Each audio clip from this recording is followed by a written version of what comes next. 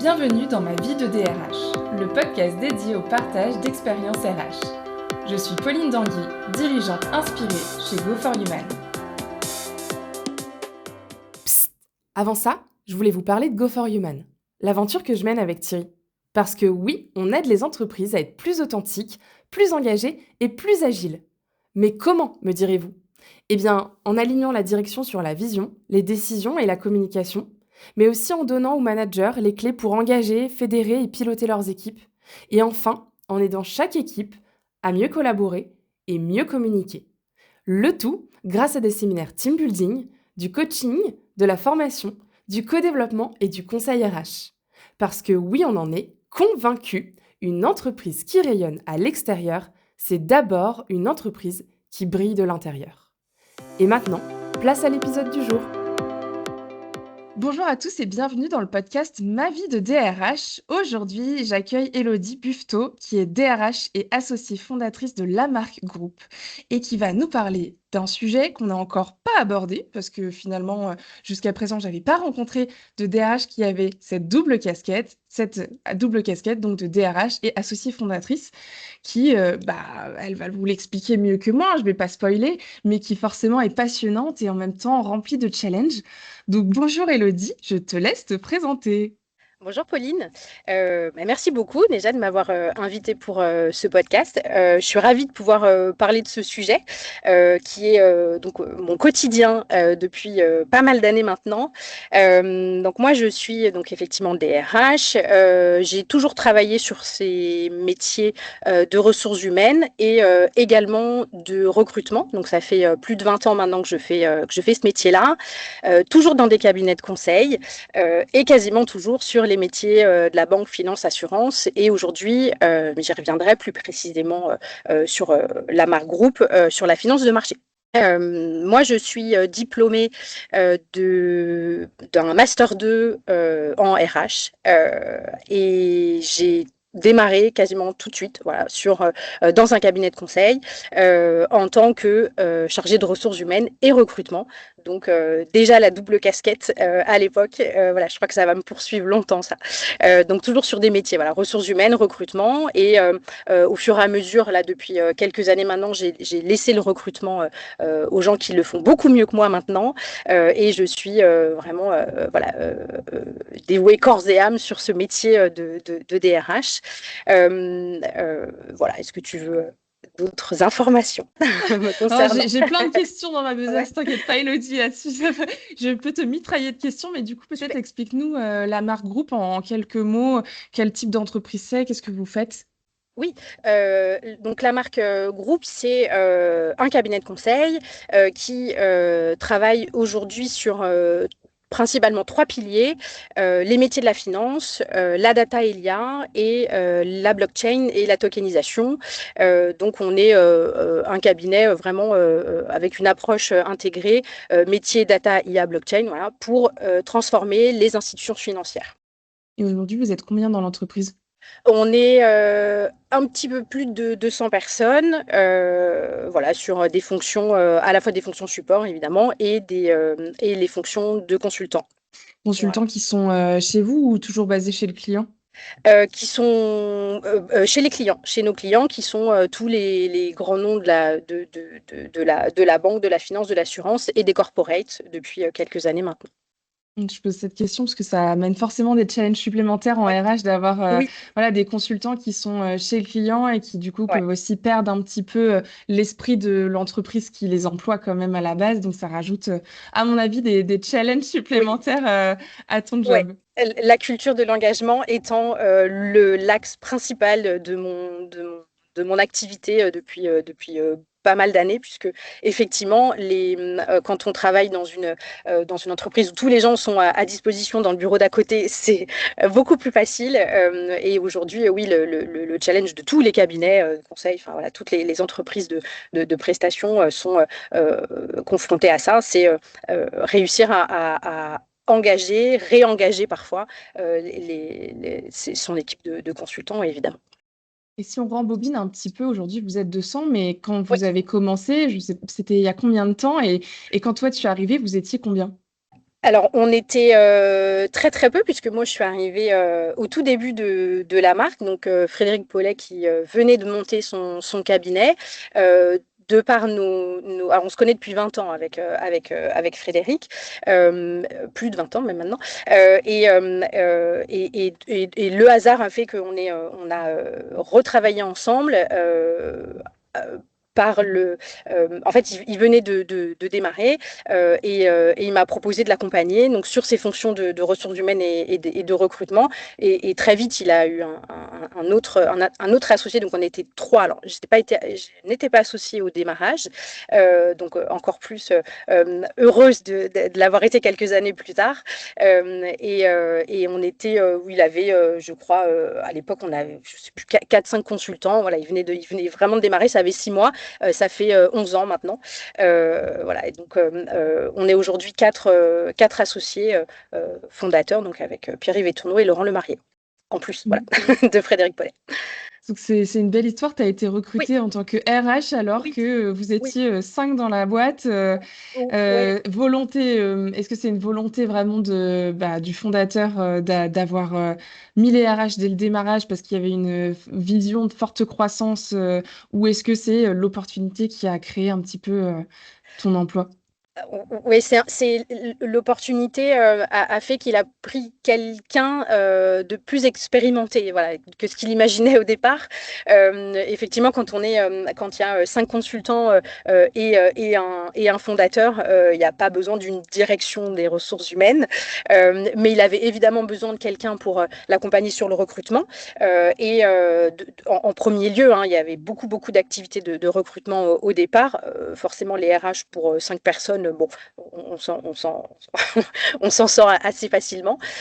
Et effectivement, notre ambition étant de se développer, j'ai pris ces fonctions aussi évidemment de RH, mais au départ, oui, il ne voulait pas forcément quelqu'un qui avait déjà 10 ans d'expérience, mais le fait qu'on rediscute et que je lui explique que moi, ça m'intéressait beaucoup, lui me dit, voilà, c'était pas dans mes plans, mais comme on se connaît depuis longtemps, qu'on travaille très bien ensemble, voilà, qu'on se connaissait très bien professionnellement, ça a été enfin, j'ai pas réfléchi très longtemps. Voilà, quand il m'a proposé de le rejoindre, voilà, j'ai dit oui très très vite, et je crois que j'ai bien fait.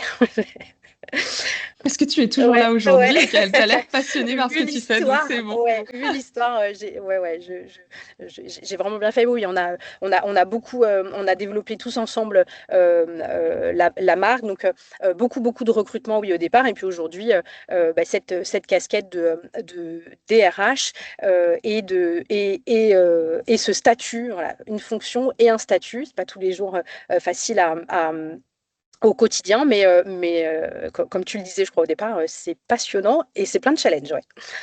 Et qu'est-ce qui a fait que tu as basculé du coup avec cette deuxième casquette finalement d'associé? Parce qu'au démarrage, tu n'avais que les RH. Oui. À quel moment ça a basculé et comment tu as appris ce rôle? Parce que j'imagine que c'est pas simple au démarrage. Tu es RH, puis du jour au lendemain, tu es associée fondatrice, Oui, RH et qui évolue même DRH. c'est ça. Alors, j'ai toujours eu cette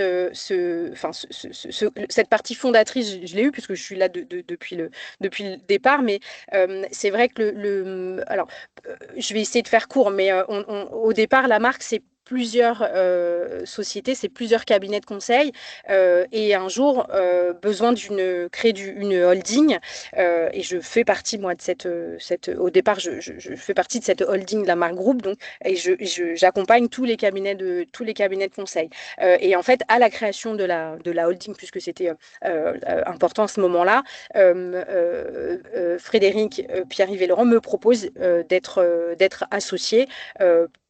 Puisque j'étais un peu historiquement, historiquement là, voilà, ça coulait de source et c'était très agréable, voilà, de l'entendre en tout cas en me disant bah, c'est un petit peu normal aussi que tu sois associé à tout ça, de par tout boulot en vrai, voilà, tout ce qu'on avait créé depuis le départ ensemble. Voilà, c'est arrivé comme ça. Et cette fonction de direction, mais j'ai envie de dire que c'est au fur et à mesure du développement de la société. Forcément, à un moment, j'ai besoin de moi d'être accompagnée et on crée comme ça des équipes et je prends la fonction de DRH parce que à un moment de développement de l'entreprise, il y a besoin d'une direction, voilà, avec une équipe, avec une orientation stratégique, avec voilà, une direction des ressources humaines qui décline la stratégie de l'entreprise, tout simplement. Qu'est-ce que ça a changé pour toi, le fait d'avoir cette deuxième casquette, donc d'associé qui t'est arrivé dessus? Qu'est-ce que ça a Alors, changé, toi, dans ton rôle? alors, quand c'est arrivé, je dirais dans mon quotidien, pas grand-chose, parce qu'en fait, les gens qui étaient là me connaissaient depuis le départ et savaient que j'étais, on va dire, fondatrice opérationnellement, quoi, voilà, fondatrice de la société. Donc, au départ, c'est un peu passé, je vais pas dire que c'est passé inaperçu, mais c'est presque normal, en fait, parce que les gens savaient que j'étais aussi au départ de l'aventure. C'est plus après, et c'est vrai que c'est marrant parce que j'ai toujours un petit peu ce petit contentement intérieur quand des gens me présentent en disant voilà, DRH et associée fondatrice. Je dis ah oui, oui, c'est vrai. Voilà, donc c'est plus aujourd'hui en fait où j'endosse plus ce rôle qu'auparavant parce qu'en fait c'était presque, je vais pas dire que ça coulait de source, mais en fait pour les gens qui étaient là, j'étais à l'origine de la marque. Donc voilà, ça changeait pas énormément. C'était plus une signature sur un pacte d'associés qu'autre chose, quoi, on va dire. Mais, mais ensuite, là, aujourd'hui, c'est pas une responsabilité, mais c'est une casquette qui me permet euh, d'avoir une voix, d'avoir un poids aussi dans les décisions, d'avoir une liberté d'action, une possibilité de vision voilà, stratégique et en même temps, c'est toute la complexité quand on me présente comme, voilà, comme associée fondatrice, c'est aussi, ah bah ouais, mais du coup, elle a aussi des billes dans la société. Donc, voilà, on revient au sujet de ce podcast, de cette double casquette qui est toujours au quotidien, qui est toujours là et qui forcément influence des décisions, des réflexions. Euh, en tout cas les miennes, mais qui peut apporter un poids au COMEX, au CODIR, etc. Voilà, qui apporte un poids, je ne sais pas, mais en tout cas une voix, qui est une voix. Voilà, moi, ce métier des ressources humaines me passionne depuis toujours. J'ai toujours essayé de le faire vraiment en étant. Alors, on a déjà en tant que DRH cette double casquette de un salarié pense qu'on est on va dire entre guillemets, voilà, du côté de la direction. La direction dit ah oui mais toi t'es RH et voilà et on peut prendre aucune décision voilà t'as trop ta casquette RH donc déjà on a cette double cette double casquette dans le métier mais en plus voilà ce rôle d'associé fait que en plus voilà on peut dire les salariés pensent parfois bah oui mais elle en plus elle a des billes dans la boîte et dans la société et forcément sa décision elle est influencée par ça. Euh, en tout cas, dans mon quotidien, je fais toujours très attention à ça. J'ai moi-même pas monté une société euh, parce que j'aime j'aime bien, enfin, j'aime mon métier et j'ai été associée, on me l'a proposé, alors j'étais ravie et effectivement, quand ça a commencé un peu à être dans les tuyaux, voilà, on m'aurait dit que finalement non, j'aurais été très, très, très, très déçue. Mais voilà, donc c'est quelque chose euh, je ne vais pas dire que ça m'anime pas parce que évidemment c'est hyper agréable d'être associé, mais c'est mon métier qui m'anime. Voilà, mon statut d'associé, c'est pas ne m'anime pas, mais me permet en fait d'avoir toutes les informations financières, d'être vraiment à l'origine voilà, des décisions quand on discute en COMEX, en CODIR. Aujourd'hui, on a un plan de performance et je suis associée à ça. On y travaille avec plein de directeurs, enfin toutes les équipes, on va dire, de direction. Et ça permet vraiment d'avoir cette voix au chapitre, comme on dit, et de pouvoir dire, bah non, là-dessus, je suis pas d'accord. Moi, je le voyais plutôt comme ça. Et voilà. Donc, c'est vraiment... ma fonction m'anime et mon statut fait que je peux vraiment avoir toutes les informations indispensables pour décider d'une orientation stratégique dans les ressources humaines, hein, évidemment. Mais voilà, de décider, d'avoir cette voix. Voilà. Est-ce que tu penses pas justement que le fait que tu aies cette double casquette, tu es plus entendu sur le sujet RH au niveau de la direction? Je pense à tous ces DRH que j'ai interviewés Oui, qui ne sont, enfin, sont au COMEX, au CODIR, hein, oui, c'est pas le sujet, hein, ils sont présents, mais ils sont pas forcément autant entendus. Ils peuvent apporter leur voix, mais finalement, à la fin, c'est pas eux qui tranchent. Est-ce que peut-être tu as cette voix en tant qu'associé qui permet peut-être d'avoir un poids plus important sur le sujet des RH? Je pense que oui, parce que on reste quand même quatre associés fondateurs et on s'écoute aujourd'hui beaucoup, on se parle beaucoup et on ne prend pas de décision. En tout cas, en général, on fait en sorte que personne ne décide quelque chose dans son coin sans écouter, voilà, en tout cas, sans en discuter. Après, alors, c'est sûr que certains sont convaincus et avancent peut-être un peu vite, mais oui, je fais partie des discussions. Donc, même si je prends pas, je suis pas en plus, c'est pas ma personnalité de prendre des décisions, voilà, de m'imposer, etc. Mais si je suis convaincue d'une chose ou si je pense qu'il faut amener comment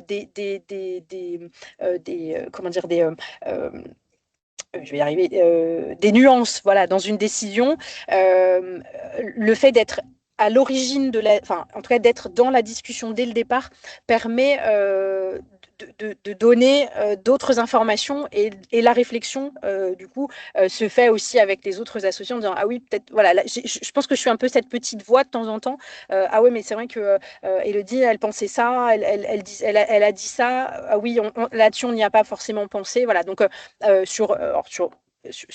évidemment pas sur toutes les décisions, mais voilà, sur certaines orientations.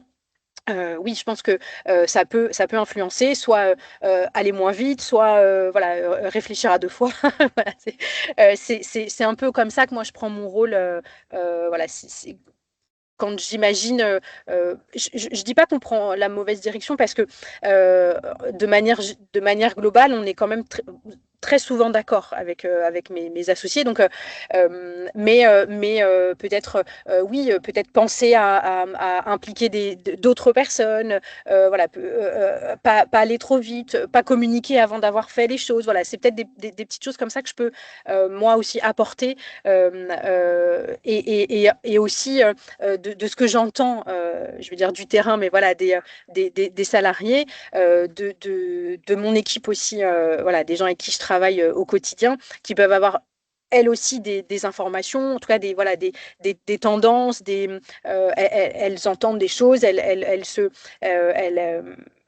elles, elles sentent le pouls des équipes, etc. Donc voilà, moi j'ai ces informations-là aussi et pouvoir le passer aussi voilà, en discussion, en COMEX, en CODIR, c'est important. Alors, même si euh, je le vois au quotidien, on a la chance quand même d'être très proche des gens. On aime aussi les gens. On fait ce métier-là aussi parce qu'on aime les gens. Et mes associés aussi aiment les consultants avec qui ils travaillent, voilà, ont envie de les faire progresser, les faire évoluer, etc. Donc, euh, eux aussi voilà, sont très proches des équipes. Mais voilà, ça permet aussi d'avoir peut-être d'accentuer. Eux, ils ont une vision, ils ont une voix, voilà, ils ont une route dans leur tête et voilà, leur dire attention, voilà, il y a peut-être ça qu'on a oublié, il y a peut-être ça qu'il faut prendre en considération, etc. Voilà, j'essaie de travailler comme ça. Quand je t'écoute, je me pose aussi cette question, tu vois, de la légitimité ou peut-être de se dire qu'on peut plus facilement, hausser la voix ou dire des choses parce qu'on a, ce petit statut. Je Ouais, pense que c'est purement dans la tête et c'est psychologique parce que, ouais, quelqu'un qui est DRH qui n'a pas, le poste d'associé pourrait tout autant hausser la voix et faire passer ses idées. Mais est-ce que psychologiquement, toi, ça t'aide? Alors oui, ça m'aide. Oui et non. En fait, j'ai la chance de travailler avec des gens que je connais très bien et en fait, on est aussi des amis et il y a, on hausse le ton sans forcément. Enfin voilà, on hausse le ton de manière très. En fait, on n'a pas besoin de hausser le ton. On s'écoute, voilà, on s'écoute beaucoup. Mais donc voilà, tout ça fait que oui, ça peut peut-être un petit peu des fois monter dans les tours, mais on s'est jamais disputé, voilà, pour être politiquement correct. Pour être poli, on s'est jamais vraiment disputé. Voilà, on n'est pas d'accord. On est souvent pas d'accord, mais comme on se connaît très bien, on n'a pas besoin de hausser le ton. Voilà, on s'écoute et on sait que de toute façon, on a besoin les uns des autres au quotidien. Voilà, on travaille énormément ensemble sur plein de sujets. Moi, c'est vrai que cette fonction fait que de temps en temps, on peut se sentir, et je pense que une fonction de DAF aussi peut être un peu dans le même cas de figure. On peut se sentir un peu isolé sur notre métier. Mais le fait que ce soit des gens que je connais très bien et qui sont en plus très bienveillants et de cette fonction, enfin ce statut, je peux les solliciter, je peux leur dire là, stop, on est paumé, là, stop, il faut, voilà, j'ai besoin de vous, etc. Donc j'ai pas besoin j'ai plus cette chance de ne pas avoir besoin de hausser le ton avec eux. Voilà, je pense que je réussis à me faire entendre juste en discutant avec eux. Et cette, double casquette, est-ce qu'elle t'a déjà, porté préjudice à l'inverse? Oui, sûrement. Alors moi, je, je, je suis pas, je regarde pas forcément le passé. J'essaie d'apprendre mes erreurs, mais je regarde pas forcément le passé. Alors je vais faire un peu une allégorie avec le tennis, c'est-à-dire que voilà, quand on perd un point, on l'oublie, on passe au suivant. Voilà, mais c'est plus et on essaie de se recalibrer, de se dire, ok, comment il faut que je fasse les choses pour que ça marche. Euh, Moi, je garde pas forcément en tête des situations. Je garde plutôt en tête des schémas, voilà, de dire, OK, quand on a travaillé comme ça n'a pas marché. Donc, faisons plutôt comme ça. Ça peut, oui, ça peut porter. Je ne vais pas dire que ça porte préjudice, mais la seule chose que je peux voir dans mon quotidien, c'est cette nécessité de toujours garder en fait je veux dire une distance professionnelle avec les équipes. Il y a des gens que je connais depuis 20 ans, même en tant que consultant, des gens avec qui on travaillait avant, voilà, qui nous ont rejoints chez la marque, etc. Donc c'est super intéressant, super chouette. Mais il y a toujours en fait cette distance. Et c'est même pas le statut d'associé qui fait ça, c'est la fonction de DRH. On est obligé en fait, on peut pas avoir ses meilleurs potes, voilà, en tant que salarié. On a besoin de cette distance professionnelle. On peut être très copains, on peut aller boire des verres ensemble, on peut souhaiter les anniversaires des enfants parce qu'on les connaît, etc. Mais il y a toujours cette distance-là. Donc le statut d'associé ne me porte pas préjudice, mais la fonction fait on est obligé de garder ce rôle, cette distance. Parce que le jour où on doit soit recadrer, soit voilà, peut-être aller plus loin dans une procédure, etc., bah, si c'est des gens avec qui on est beaucoup trop proche, c'est impossible. Et en tout cas, c'est extrêmement délicat. Donc, la fonction dans les ressources humaines fait voilà, c'est indispensable de garder une voilà, on peut être très bons copains, on peut passer on peut déjeuner ensemble, etc. Mais voilà, on a besoin de cette distance professionnelle. Et c'est ça. Et les rares fois où, en tout cas dans mon début de carrière, je pensais, voilà, ah bah, ah, on est super copines. Bah non, on se rend compte que non, en fait. Même si on s'apprécie beaucoup, ça reste le domaine professionnel. Ouais, ça, je pense qu'effectivement, tout le monde tirera cette conclusion-là, effectivement, et que c'est Oui, pas relié j'espère à que la je suis pas la casquette. seule, ouais. Je pense pas. Enfin, je l'ai déjà entendu sous toutes ses Ok, formes, ça en effet. va. Je te rassure. Par rapport à cette expérience que tu vis depuis maintenant plusieurs années au sein de la marque Group, qu'est-ce que tu as appris sur toi? Désolée, je pousse un peu le bouchon dans Ah, le psycho là, mais oui. tu dis que tu tires des enseignements. Moi, je serais intéressée de savoir ce que tu as appris sur toi, ouais. Bah, alors exactement ce que je viens de dire, c'est-à-dire tout en étant sympa, agréable, disponible, garder cette distance entre guillemets professionnelle. Ça c'est une des premières choses que j'ai comprises, voilà, au fur et à mesure des années.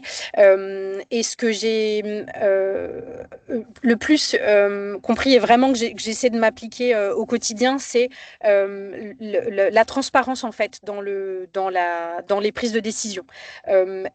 En fait, on se rend compte que prendre une décision sans expliquer pourquoi on prend une orientation, pourquoi on prend une décision, etc. euh, Bah pour certains, bon, bah, ils creusent pas, ils s'en fichent, ok, très bien. Mais pour beaucoup, et surtout les gens qui nous connaissent, euh, ils ont besoin de savoir. Et c'est légitime. Donc c'est vraiment communiquer, expliquer pourquoi on va devoir prendre une orientation, on va devoir prendre une décision, pourquoi on doit faire une réorganisation. Voilà, c'est vraiment expliquer, partir de la base. Et aussi, moi, de toujours garder cette casquette de DRH. Voilà, j'essaie vraiment de mettre de côté, hormis peut-être en Comex ou en Codir, où là, effectivement, bah, j'ai ma voix au chapitre. Mais dans mes décisions au quotidien, ma fonction, c'est DRH. C'est pas associé. Ma fonction, c'est DRH. Voilà. Et dans DRH, il y a ressources humaines. Ressources humaines, bah, il y a humain. Voilà. Donc, c'est les gens, et aujourd'hui la marque n'est rien sans les gens qui la composent. Donc c'est vraiment garder toujours cette voix de dire, OK, c'est les gens qui composent la société, qui nous font avancer, qui nous font nous développer, qui sont nos ambassadeurs chez nos clients, qui nous représentent, qui ont envie de la développer avec nous, qui comprennent les enjeux. Et quand on explique les enjeux, quand on explique soit des difficultés, soit des moments, enfin voilà, ou des décisions, ça peut même être des décisions de nos clients qui nous influencent, et enfin en tout cas qui nous mettent dans l'obligation de prendre une décision. Voilà. Donc, et quand on explique ça, euh, bah, ça passe beaucoup mieux que quand on dit bah, c'est comme ça et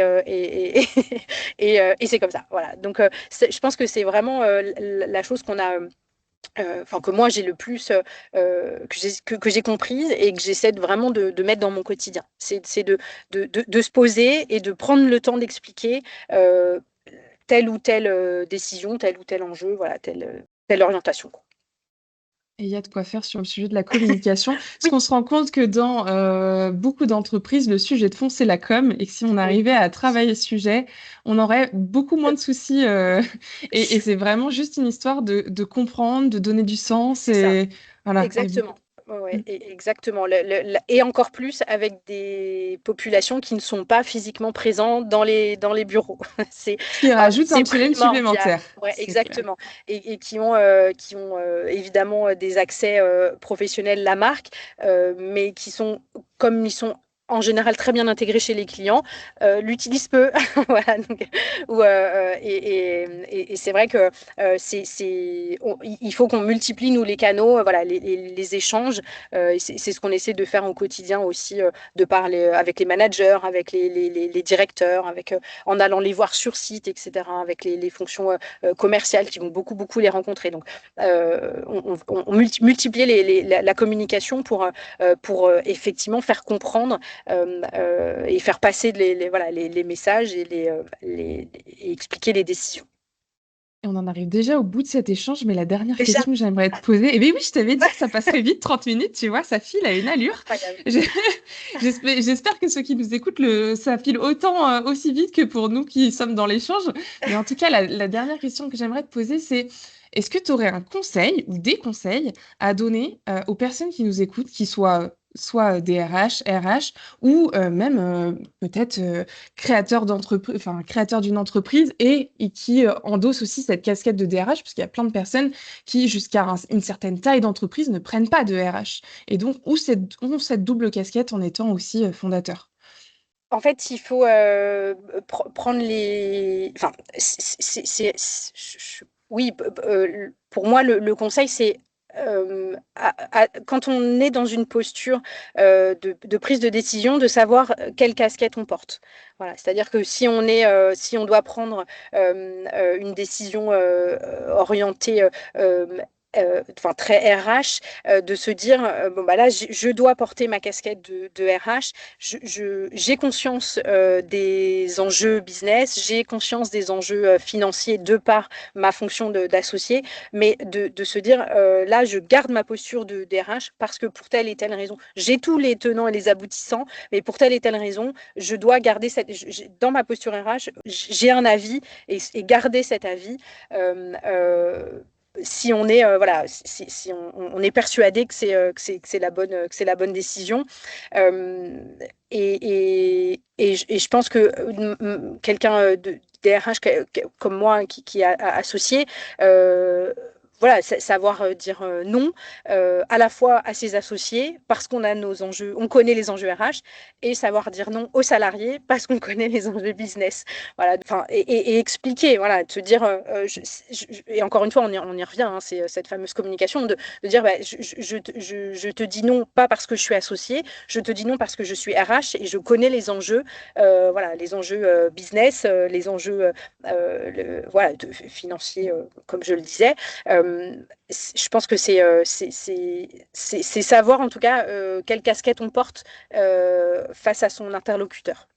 Ce qu'on pourrait appeler de la pleine conscience, avoir conscience de là où tu es, quelle casquette tu endosses et savoir jouer vraiment le bon équilibre en fait avec ces deux plans en fait. Exactement ça, exactement ça. C'est l'équilibre, ouais, c'est ça. On est sur, on est sur un fil, ouais. Merci beaucoup, Elodie, pour tous ces partages. Et je me Avec permets, plaisir. par rapport à tout ce que tu disais aussi en amont, avant qu'on enregistre, que tu étais à l'aise avec le fait que si jamais des personnes qui t'écoutent ont aussi cette double Oui, casquette, qu'ils n'hésitent pas à te bah, je contacter, serais tu ravie. confirmes. Oui, je serais ravie de pouvoir échanger parce que je pense je suis évidemment pas la seule dans ma situation et je serais ravie, ouais, effectivement, de pouvoir échanger dans le quotidien, d'avoir des tips d'autres personnes, pouvoir donner les miens, voilà, si ça intéresse. Non, non, ouais, avec grand plaisir de voir comment partager ce quotidien-là. Oui, oui, je serais très, très intéressée, avec grand plaisir. Et ben, le message est passé. En tout cas, merci beaucoup, Elodie, pour Merci tous à tes toi. partages. J'espère, pour tous ceux qui ont écouté Elodie, que vous avez trouvé cet échange passionnant. Et puis, bah, on vous retrouve pour un nouvel épisode prochainement. Et d'ici là, bah, merci beaucoup, Elodie, pour ton temps et pour tous ces partages. Merci Pauline. J'espère que cet épisode vous a plu. En tout cas, si vous souhaitez avoir une communication plus fluide et sincère au sein de votre organisation, un codir plus visionnaire et authentique, des managers qui fédèrent et engagent leurs équipes, et enfin des collaborateurs plus autonomes et responsables, ça vous dit qu'on en parle ? Je vous ai mis notre numéro de téléphone dans la description de ce podcast et je serais ravie de vous avoir au bout du fil. Et voilà, cet épisode est terminé. Merci de nous avoir écoutés et si ce podcast vous a plu, n'hésitez surtout pas à le partager autour de vous. À très vite pour un prochain épisode de Ma vie de DRH.